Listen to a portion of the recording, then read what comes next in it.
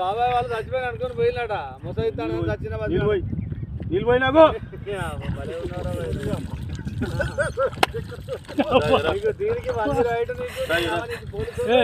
ఎందుకు పన్న వాళ్ళ తాయి పండుకున్నా ఎందుకు అనుకున్న వాళ్ళ ఈ చల్లదనానికి ఎండకు చేయలేక కన్నీకి ఓడిపోయి వచ్చిన కన్నీకి పొయ్యి ఓడిపోయి వచ్చిన గెలవలేక ఏం చేసావు 10 రోజుల నుంచి గణేట్ చేత నాతో గట్టించి నా కష్టం దోచుకొని గణేట్ రాయ్ కట్టు నాకు అంటే డబ్బులు ఇచ్చారు కానీ క్షమ పొద్దున 7 నుంచి సాయంత్రం 7 దాకా ఇవి చేస్తారు సార్ 12 గంటలు